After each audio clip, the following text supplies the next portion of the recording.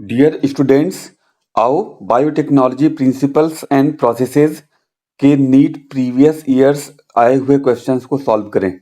Question 1, which one of the following equipments is essentially required for growing microbes on a large scale for industrial production of enzymes. देखो, large scale culture के लिए हम bioreactors का इस्तेमाल करते हैं। Next question है, following statements describe the characteristics of enzyme restriction endonuclease, identify the incorrect statement. यानी रिस्ट्रिक्शन एंडोन्यूक्लियेज एंजाइम के लिए इनकरेक्ट स्टेटमेंट आइडेंटिफाई करना है। स्टेटमेंट 1 पढ़ते हैं, the enzyme binds DNA at specific sites and cuts only one of the two strands. देखो, ये incorrect है। रिस्ट्रिक्शन एंडोन्यूक्लियेज डीएनए पे बाइंड होने के बाद उसके दोनों स्ट्रैंड को कट करता है, केवल एक स्ट्रैंड को कट नहीं करता। तो इनकरेक्ट ऑप्शन जो है वो ऑप्शन 1 है, मतलब इनकरेक्ट स्टेटमेंट का ऑप्शन 1 है। नेक्स्ट क्वेश्चन देखते हैं, DNA precipitation out of a mixture of biomolecules can be achieved by treatment with chilled ethanol. देखो, डीएनए आइसोलेशन में लास्ट में चिल्ड एथेनॉल डालते हैं तो डीएनए व्हाइट कलर के थ्रेड्स में प्रेसिपिटेट हो जाता है। Identify the wrong statement with regard to restriction enzymes. यहाँ पर भी रिस्ट्रिक्शन एंजाइम से रिलेटेड रॉन्ग स्टेटमेंट को हमें आइडेंटिफाई करना है। चलो स्टेटमेंट 1 पढ़ते हैं, each restriction enzyme function by inspecting the length of DNA sequence. बिल्कुल सही है। They cut the strand of DNA at palindromic sites. ये भी बिल्कुल करेक्ट है। They are useful in genetic engineering. ये भी करेक्ट है। Sticky ends can be joined by using DNA ligases. देखो, ये स्टेटमेंट तो करेक्ट है, लेकिन यहाँ पे DNA ligases enzymes restriction endonuclease नहीं होते हैं, तो यहाँ पर रॉन्ग स्टेटमेंट यही है, तो ऑप्शन 4 करेक्ट होगा। The sequence that controls the copy number of the linked DNA in the vector is termed. देखो स्टूडेंट्स, कॉपी नंबर को कंट्रोल करने का काम ओरिजिन ऑफ रेप्लिकेशन सीक्वेंस करता है, यानी ORI साइट करता है। Next question, choose the correct pair from the following. Ligases join the two DNA molecules. बिल्कुल सही है, और हमें करेक्ट पेयर चूज करना है, तो ऑप्शन 1 ही करेक्ट पेयर है। बाकी सारे इनकरेक्ट हैं। चलो पढ़ लेते हैं। Option 2, polymerases break the DNA into fragments. जी नहीं, पॉलीमरेजेस डीएनए को ब्रेक नहीं करते हैं। Nucleases separate the two strands of DNA. ये भी गलत है, न्यूक्लियेजेस डीएनए को ब्रेक डाउन करते हैं। Exonucleases make cuts at specific position within DNA. Exonucleases अंदर कट नहीं बनाते हैं, बाहर से कट बनाते हैं, तो करेक्ट ऑप्शन 1 होगा। आओ नेक्स्ट क्वेश्चन देखते हैं। In gel electrophoresis separated DNA fragments can be visualised with the help of. देखो, डीएनए फ्रेगमेंट्स को विजुअलाइज करने के लिए इथिडियम ब्रोमाइड और अल्ट्रावायलेट लाइट की रिक्वायरमेंट होती है, यानी ऑप्शन 2 करेक्ट है। आओ नेक्स्ट क्वेश्चन देखते हैं। Match the organisms with its use in biotechnology, यानी मैच करना है। पहला मैचिंग है बैसिलस थ्यूरिनजिएनेसिस। देखो, ये बैक्टीरिया होता है जो बीटी टॉक्सिन प्रोड्यूस करता है, और उनको हम क्रिस्टल प्रोटीन या क्राई प्रोटीन्स कहते हैं। थर्मस एक्वेटिकस, इससे डीएनए पॉलीमरेज आइसोलेट किया जाता है, जो थर्मोस्टेबल होता है। एग्रोबैक्टीरियम ट्यूमिफेसियंस, इसका यूज क्लोनिंग वेक्टर के तौर पे करते हैं, यानी C का 1। Salmonella typhimurium, construction of first recombinant DNA molecule. आप सबको याद होगा, पहला रिकॉम्बिनेंट डीएनए मॉलिक्यूल बनाया गया था साल्मोनेला प्लाज्मिड को लेकर के, यानी D का 2 होगा। मींस A का 4, B का 3, C का 1 एंड D का 2। Correct option will be the 2। Next question देखते हैं। The specific palindromic sequence which is recognised by eco R1। देखो, इको R1 GAATTC को 5 प्राइम से 3 प्राइम डायरेक्शन में रिकॉग्नाइज करता है, so option 1 will be the correct. आओ नेक्स्ट क्वेश्चन देखते हैं। In recombinant DNA technology antibiotics are used as. देखो एंटीबायोटिक्स का यूज कहीं पे भी किया जाता है तो मीडियम को माइक्रोब्स फ्री रखने के लिए किया जाता है, तो इसका करेक्ट आंसर होगा to keep medium bacteria free. Next question, first discovered restriction endonuclease that always cut DNA molecule at a particular point by recognising a specific sequence of 6 base pair. देखो जब भी कहीं फर्स्ट डिस्कवर्ड रिस्ट्रिक्शन एंडोन्यूक्लियस आए तो आप तुरंत hint 2 पे mark करोगे, यानी option 1 is correct. Next question, select the correct statement from the following. Statement 1 देखते हैं, PCR is used for isolating and separation of gene of interest. Incorrect है ये। Gel electrophoresis is used for amplification of A DNA segment, इसके लिए PCR का इस्तेमाल करते हैं, यानी ये भी गलत है।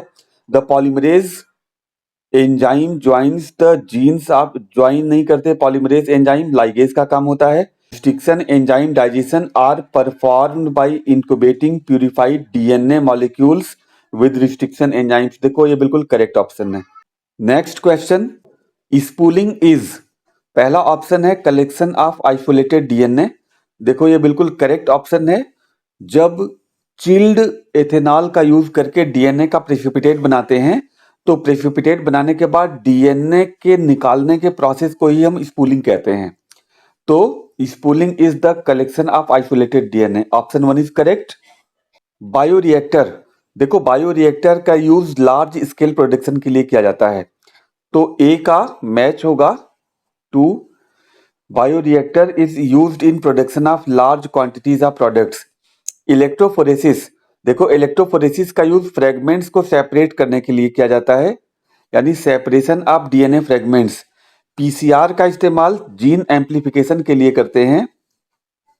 और एलिसा एंजाइम लिंक्ड इम्यूनोसॉर्बेंट ऐसे एंटीजन एंटीबॉडी इंटरेक्शंस के बेस पर काम करता है और इससे पैथोजेंस को डिटेक्ट करते हैं। इट मींस ए का सेकंड, बी का फर्स्ट, सी का फोर्थ एंड डी का थर्ड होगा। इसका मतलब ऑप्शन 3 इज करेक्ट। आओ नेक्स्ट क्वेश्चन देखते हैं। During the purification process for recombinant DNA technology addition of chilled ethanol precipitates out. देखो चिल्ड एथेनॉल का यूज डीएनए का प्रेसिपिटेट बनाने के लिए करते हैं, अभी हमने डिस्कस किया था, तो इसका ऑप्शन 2 करेक्ट होगा। आओ देखते हैं next question, which of the following is a correct sequence of steps in PCR, यानी पीसीआर पॉलीमरेज चेन रिएक्शन में करेक्ट सीक्वेंस क्या होती है। तो भाई करेक्ट सीक्वेंस क्या होती है, पहले डीएनए के डबल स्ट्रैंड को हीट करके सिंगल स्ट्रैंड में कन्वर्ट किया जाता है जिसको कहते हैं डीनेचुरेशन। फिर प्राइमर्स को अलाउ किया जाता है बाइंडिंग के लिए, इस प्रोसेस को कहते हैं एनीलिंग। और लास्ट में डीएनए पॉलीमरेज प्राइमर को एक्सटेंड करता है डीएनए सिंथेसिस के थ्रू जिसको कहते हैं प्राइमर एक्सटेंशन। इसका मतलब करेक्ट सीक्वेंस ये होगा denaturation, annealing and extension, and option 1 is the correct option. Question number 18 देखते हैं। DNA strands on gel stained with ethidium bromide when viewed under UV radiation appears as bright orange bands. देखो DNA को ethidium bromide से stain करने के बाद जब UV light में देखते हैं तो बहुत ही ब्राइट ऑरेंज कलर का चमकने लगता है वो, इससे हम पहचान लेते हैं कि यहाँ पे डीएनए प्रेजेंट है। आओ क्वेश्चन नंबर 19 देखते हैं। Plasmid PBr322 has PST1 restriction enzyme site within gene AMPR that confers ampicillin resistance. इसका मतलब होता है PBr322 में एक जीन है एम्पिसिलिन रेजिस्टेंट और उसके अंदर रिस्ट्रिक्शन एंजाइम साइट है PST1 के लिए। If this enzyme is used for inserting A gene for beta galactosidase, यानी PST1 का यूज करना है बीटा गैलेक्टोसिडेज जीन को इंसर्ट करने के लिए, and the recombinant plasmid is inserted in E coli strain, और इस रिकॉम्बिनेंट प्लाज्मिड को ई कोलाई स्ट्रेन के अंदर डाला गया। तो ध्यान देना यहाँ पे हो क्या रहा है, PBr322 एक प्लाज्मिड है, इसके अंदर एम्पिसिलिन रेजिस्टेंट जीन है, इस जीन के अंदर PST1 रिस्ट्रिक्शन एंजाइम साइट है। अब कह ये रहा है कि PST1 रिस्ट्रिक्शन एंजाइम का यूज करके अगर बीटा गैलेक्टोसिडेज जीन को एम्पीसिलिन रेजिस्टेंट जीन में इंसर्ट कर दिया जाए और इस रिकॉम्बिनेंट डीएनए को ई कोलाई में डाला जाए तो क्या होगा। देखो, एम्पीसिलिन रेजिस्टेंट जीन में हमने बीटा गैलेक्टोसिडेज जीन डाल दिया, इसका मतलब एम्पीसिलिन रेजिस्टेंस की क्वालिटी खत्म हो गई, समाप्त हो गई। इसका मतलब E coli gene ampicillin resistant नहीं रह पाएगा। जरा पहला वाला ऑप्शन पढ़ो, it will be not be able to confer ampicillin resistance to the host cell. यानी ये जो रिकॉम्बिनेंट डीएनए आप डालोगे, ये host cell E coli cell को एम्पीसिलिन रेजिस्टेंट नहीं बना पाएगी। क्यों? क्योंकि एम्पीसिलिन जीन टूट चुकी है। तो option 1 will be the correct option. Question number 20, a specific recognition sequence identified by endonucleases to make cuts at specific positions within DNA is। देखो, इसको हम पैलिंड्रोमिक न्यूक्लियोटाइड सीक्वेंस कहते हैं। कहने का मतलब क्वेश्चन नंबर 20 का ऑप्शन 3 करेक्ट है। नेक्स्ट क्वेश्चन देखते हैं, question number 21, during the process of gene amplification using PCR, if very high temperature is not maintained in beginning, then which of the following steps of PCR will be affected first। देखो, PCR का पहला step होता है denaturation, जिसमें हम गर्म करते हैं, हीट करते हैं। तो अगर हम हाई टेम्परेचर पे नहीं जाएंगे तो डीनेचुरेशन अफेक्टेड होगा। मींस क्वेश्चन नंबर 21 का ऑप्शन 3 करेक्ट है। Next question 22, which one of the following statements is not true regarding gel electrophoresis technique. और स्टेटमेंट्स देखते हैं, कौन सा स्टेटमेंट इनकरेक्ट है। The presence of chromogenic substrate gives blue coloured DNA bands on gel. देखो, ये तो कोई मतलब ही नहीं निकलता है। क्रोमोजेनिक सबस्ट्रेट का यूज ट्रांसफॉर्मेंट्स और रिकॉम्बिनेंट्स को सिलेक्ट करने के लिए किया जाता है, जेल इलेक्ट्रोफोरेसिस में नहीं किया जाता है। तो नॉट ट्रू सेंटेंस यही है। इसका मतलब क्वेश्चन नंबर 22 का ऑप्शन 1 होगा। नेक्स्ट क्वेश्चन 23 देखते हैं, जो असर्शन रीजन से रिलेटेड है। तो पहले असर्शन देखते हैं, polymerase chain reaction is used in DNA amplification. बिल्कुल करेक्ट है। डीएनए को एम्प्लीफाई करने के लिए पीसीआर का यूज किया जाता है। रीजन देखते हैं, the ampicillin resistant gene is used as a selectable marker to check transformants. PBR 322 plasmid के अंदर 2 सेलेक्टेबल मार्कर जीन होते हैं, एक एम्पीसिलिन रेजिस्टेंट जीन होता है और दूसरा टेट्रासाइक्लिन रेजिस्टेंट जीन होता है। जिसमें एम्पीसिलिन रेजिस्टेंट जीन ट्रांसफॉर्मेंट्स को सेलेक्ट करने में यूज किया जाता है और टेट्रासाइक्लिन रेजिस्टेंट जीन रिकॉम्बिनेंट्स को सिलेक्ट करने में यूज किया जाता है। कहने का मतलब रीजन भी करेक्ट है, बट ये रीजन असर्शन के लिए नहीं है। यानी दोनों स्टेटमेंट्स करेक्ट हैं असर्शन एंड रीजन के, बट रीजन करेक्ट एक्सप्लेनेशन नहीं दे रहा है। So option 4 is correct. Both assertion reason are correct, but reason is not the correct explanation of A. Next question देखते हैं 24, in the following palindromic base sequences of DNA which one can be cut easily by particular restriction enzyme।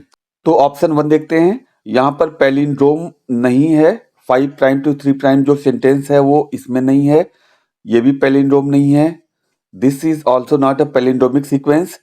यहाँ पे देखो GAATTC, यहाँ पर GAATTC ये eco R1 की restriction site है और ये पैलिंड्रोमिक भी है, तो इसको आसानी से कट किया जा सकता है। यानी क्वेश्चन नंबर 24 का ऑप्शन 4 करेक्ट है। Dear students, question number 25 statement based है। आओ देखते हैं। Statement 1, restriction endonucleases recognize specific sequence to cut DNA known as palindromic nucleotide sequence. एकदम करेक्ट है, पिछला वाला क्वेश्चन इसी से रिलेटेड था।